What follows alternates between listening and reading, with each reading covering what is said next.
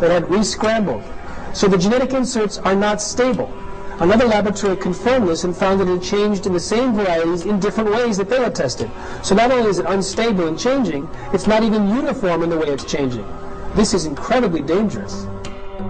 Nutrient deficiencies due to Codex's planned vitamin and mineral ban will cause billions of preventable diseases. Both of these will ultimately lead to billions of deaths.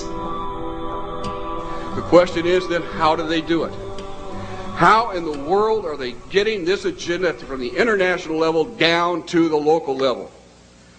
Well, they've got a plan for that too. Now, on the environmental side, there's probably a number of different plans, but from the environmental side, you have an organization called the IUCN, the International Union for the Conservation of Nature. Been in existence since the United Nations was created. It's not part of the United Nations Charter. It's a scientific advisor to the United Nations.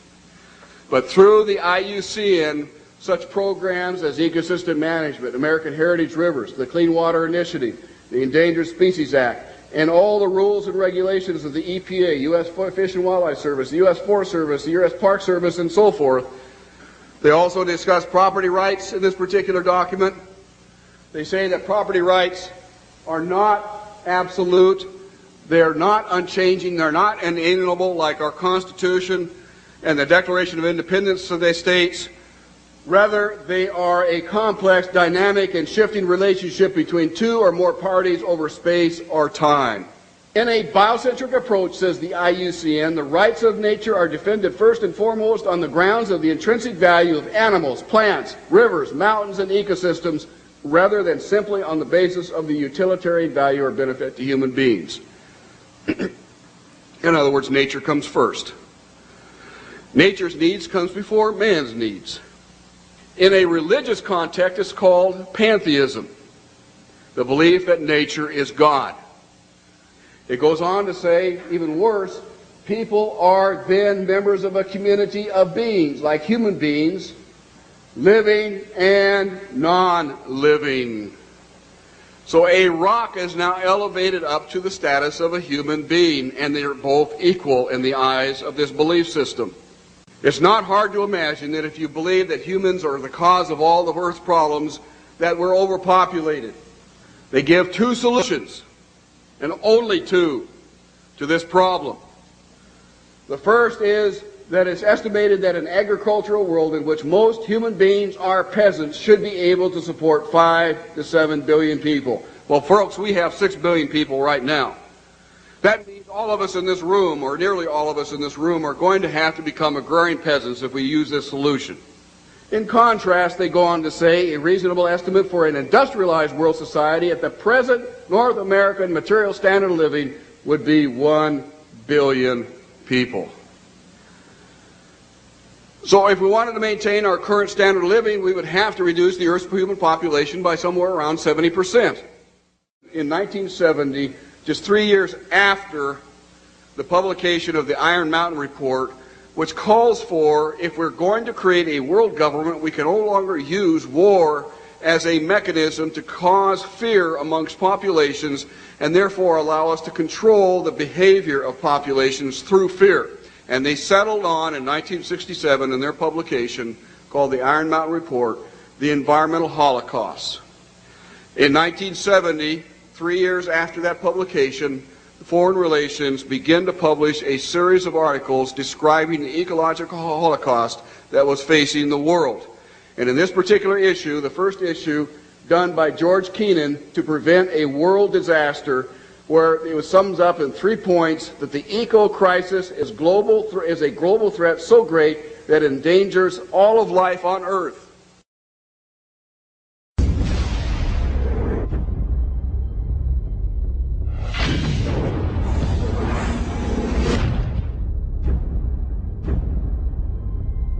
If you look at the 10 hottest years ever measured, they've all occurred in the last 14 years. And the hottest of all was 2005.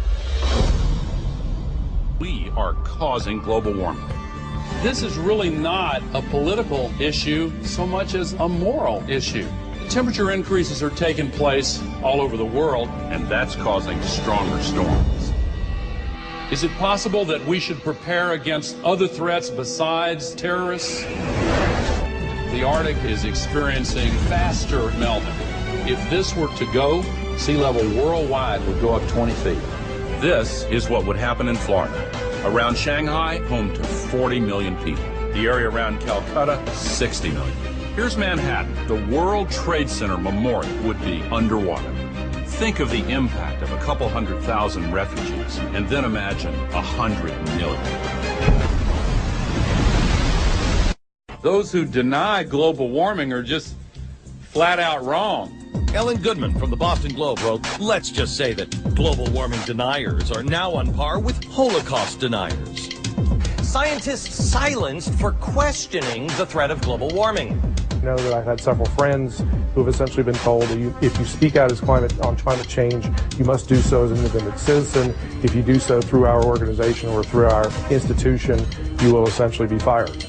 Once you realize how many holes there are in the consensus solution, you may begin to open up your mind to the other side of the global warming debate as a whole.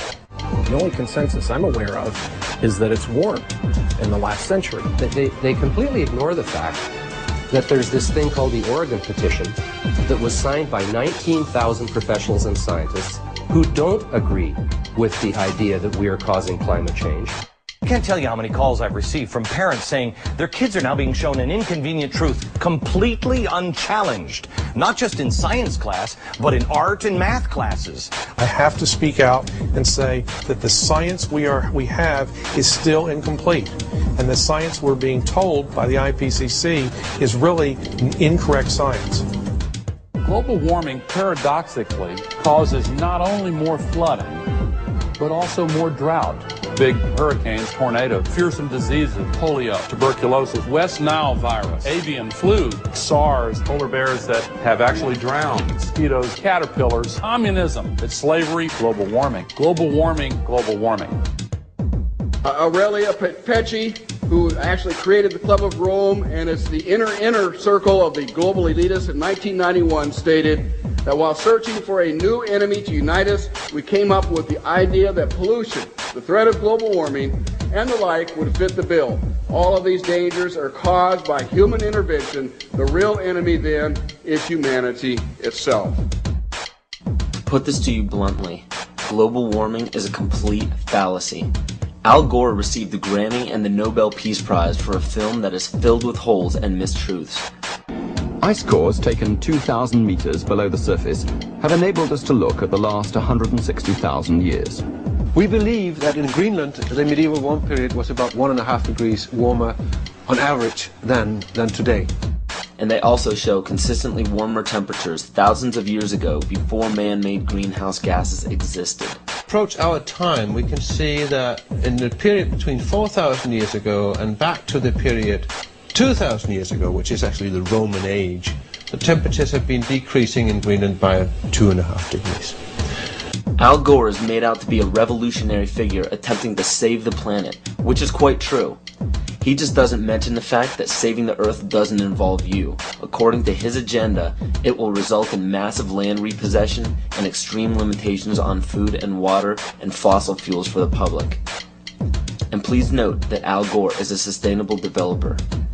The global warming lie is very popular today because it receives major media coverage and has an attractively titled goal of saving the planet. But how does this tie in with Agenda 21? The result of the 1992 Earth Summit Conference in Rio de Janeiro was the Kyoto Treaty. The Kyoto Treaty states that every country must drastically reduce the use of fossil fuels by mandate of the United Nations. Concentrations of greenhouse gases in the atmosphere are at their highest levels in more than 200,000 years. If the trend does not change, scientists expect the seas to rise 2 feet or more over the next century. Island chains such as the Maldives will disappear from the map unless we reverse the predictions. Thank you very much. And as of June 2007, 172 nations and other government entities have ratified the treaty. And if you were wondering how this ties into putting the Earth's priority above human survival in accordance with pagan beliefs, Every country's deadline for the implementation of Agenda 21 and the Kyoto Treaty is in